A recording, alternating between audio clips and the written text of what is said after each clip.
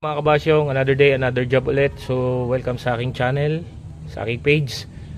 So, ang tirada natin ngayon is valve seal replacement. So, tapos na tayo dito sa number 1. Dito na tayo. Magamit tayo ng tali para hindi malaglag ang valve. So, ito na yung mga pinalitan natin. Oh, di ba? Ang lalaki ng butas. Kunin natin yung replacement. Ito. So ayan yung mga nyo, tatanggal natin.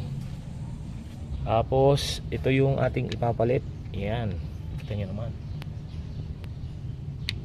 Oh, bird nyo yan.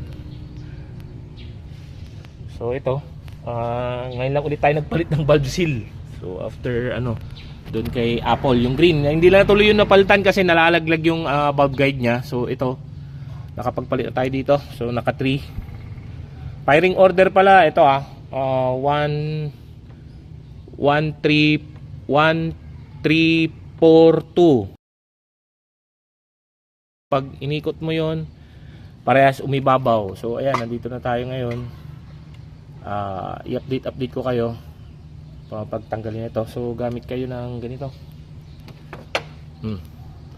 Pag magtatanggal pala kayo ng retainer, mamaya ipapakita ko kung paano yung adjustment nya para mabilis lang maibalik.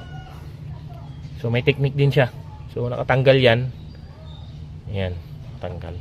So pag iniikot ko yun sa baba, ayan, iniikot ko, ginaguide ko lang na ito, ginaganyan ko lang yung kamay ko. So ayan, ganyan. So update. So ayan, tirada natin, valve seal replacement. EE100 mga kabasyong, EE100. Ayan, EE100. Yan magtanggal mga kabasyong. So makita nyo, wala na siyang valve seal. Remove ko na. Ngayon nandito yung ipapalit natin. Ito. So yun, may clamp tayo dito na ginagamit. Lalangisan nyo muna, kabilaan.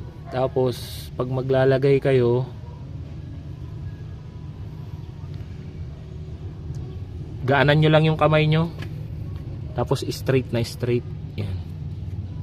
Straight na straight para hindi masugatan yung goma. Ayan. Kita nyo, smooth. Tapos pump nyo ganon sa ibabaw. Yun. Pag narinig nyo nag-click na, okay na yun. So kada tanggal nyo ng valve seal, mga kabasyong, may matatanggal kayong ganito ha. Yan. Parang mga hairline. Tira ng yon ng mga valve seal, yung nyo sa loob. Ayan. Kaya yan ang lagi nyo titignan, may matatanggal kayong ganyan. Kada tanggal nyo ng valve seal, meron at merong naiiwang ganyan. So yun, dito na tayo sa portion. Tapos na tayo dito. Tapos na tayo rito, 1 and 4. Ibabalik ko na lang ito.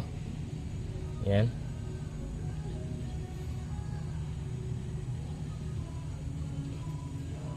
So kung may tanong kayo kung gaano kahaba yung lubid na ginagamit ko, isang dipa mga kabasyong. Yan. Tapos compress nyo lang yun doon para hindi malaglag yung ating valve. So yun lang, bigyan ko yung idea. God bless.